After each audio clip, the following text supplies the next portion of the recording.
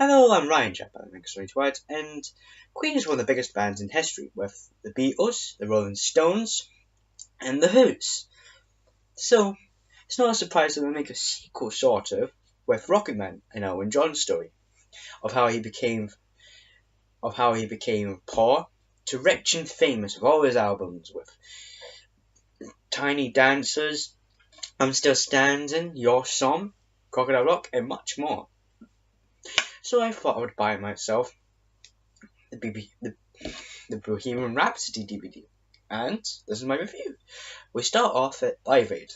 Yeah, something I thought that was at the end of the movie. We get little glimpses at it, with some names of Elton John and David Bowie. Not really, just people acting like them. And some more of the Live Aid. We see Freddie Mercury get up, and then we flash back to when he was younger. When he had that big hair, he had the long hair, the Brian May hair. We see him go to a concert. He's not really good with his family, so he goes out every night to the concert. Basically, he meets the love of his life, Mary. But to be honest, Mary and Freddie go a bit too fast in this movie. Freddie and Mary are okay. I liked it, but they go a wee bit too fast at the start, and then when it gets to Paul, it goes too slow. And then at the end with, what was it, Jim? It doesn't go much, but well. Then we see Freddie Mercury showing his vocal talents at the bands that's supposed to be Queen, with Brian May and Roger Taylor. Obviously this is wrong. Freddie Mercury was already in the band, but it's a movie.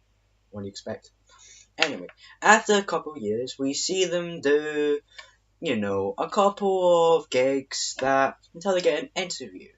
An interview with one of the more popular managers who does Elton John.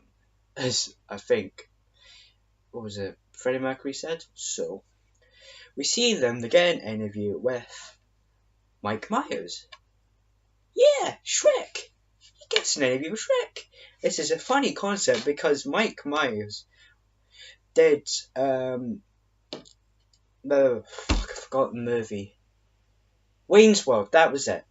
And in that movie, they bopped their heads to Bohemian Rhapsody. So it's a nice little inclusion, but the actual person he's playing as doesn't exist. It's just a made-up character. So Mike Myers could be in. God, it's like that Baby Driver scene. I told you to get Michael Myers. I did get Michael Myers. Austin Powers. No, that's Mike Myers, you fucking idiot. Anyway, after that, Queen get popular and popular, until they get a gig in America, where they do kill a queen. Obviously the band's okay with it, until Freddie tests his sexuality. It's not a problem.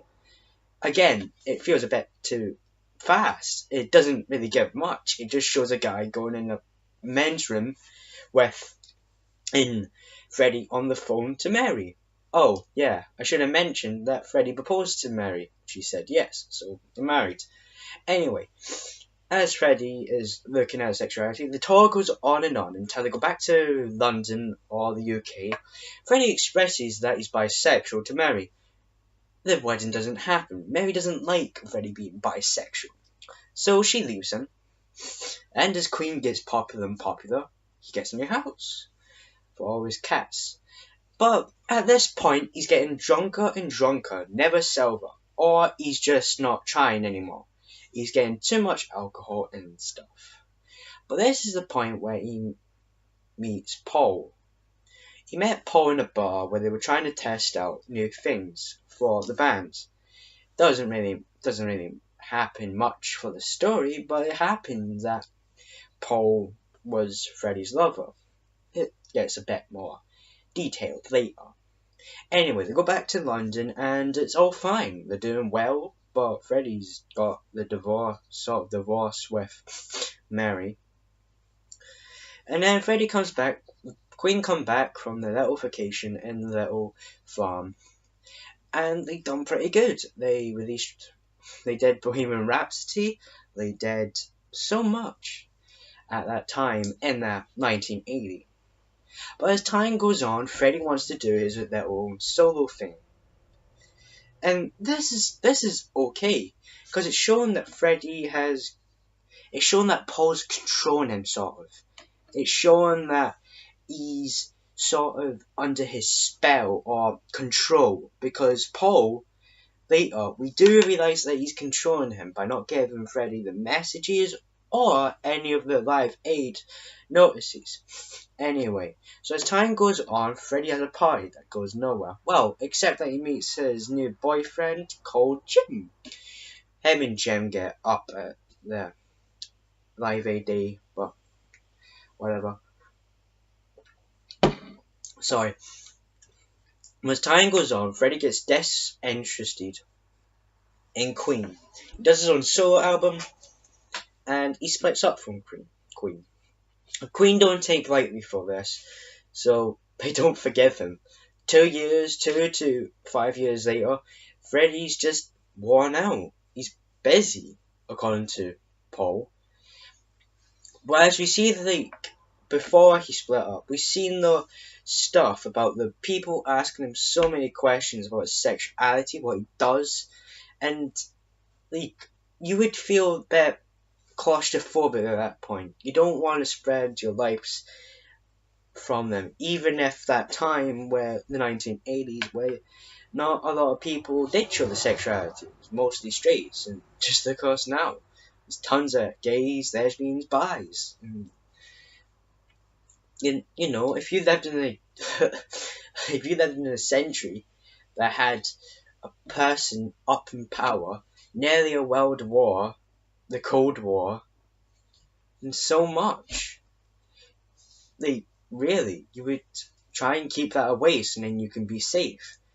But in real life, Freddy did tell that he went to gay places. In the movie, it makes it look like Paul's the person dragging Freddy to the places. Excuse me. But anyway, as time goes on, Mary did have a boyfriend. He showed it. This is when Freddy was single. Showed Freddy her boyfriend, but she split up. So Freddy calls her one night, tells her to turn on the light, off, on, Morse code. Then she just stops. She's out. She doesn't want to talk to Freddy anymore. Until the day that she goes past Freddy's house. Freddy's house in some other country. I don't think London. No. What stupid. Anyway, we see that Mary wants Freddy. Freddy wants Mary. But Paul's in the way. Paul's the mother talking to the son. Like, yeah, it's good. It's really good. Like, there's a scene where they're doing the album for Freddy. Freddy's just like this. And then Paul comes over saying, Freddy, it's really good. And then he's just like, it's horse shit. It's not Queen. Because don't know what the fuck Queen is. Anyway, so as time goes on in that day, Mary goes and Freddy realizes that Paul is controlling him. So Freddy tells Paul to fuck off and he walks away. He hears about Live Aid, the main place.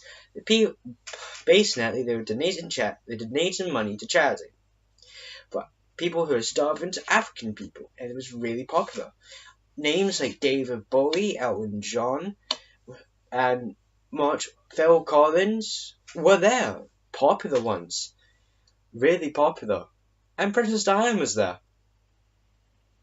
Yeah.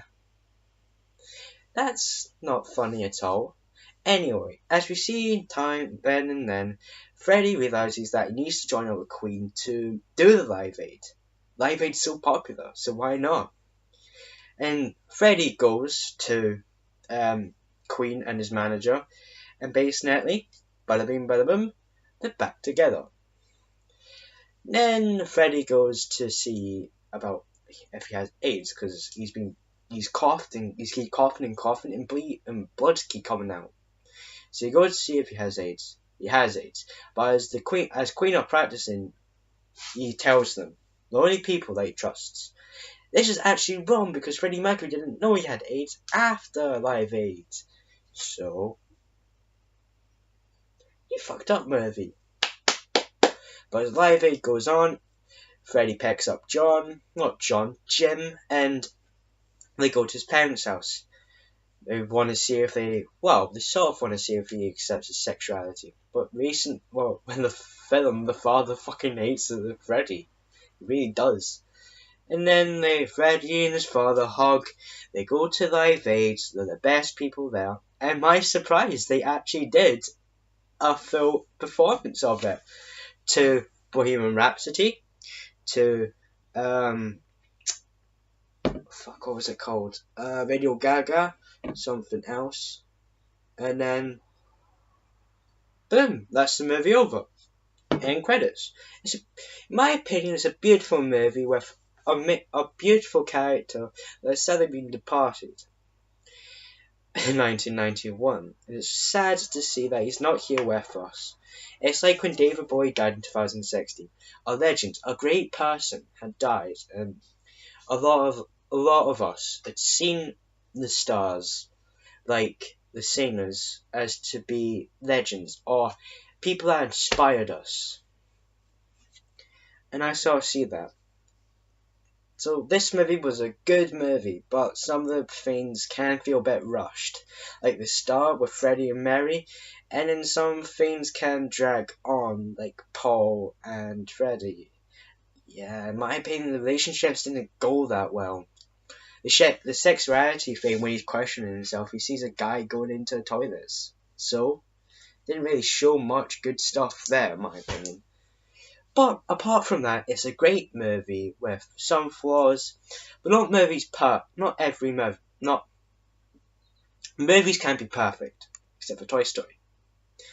I've been Ryan Chap. I was here because I can't listen to Elton John.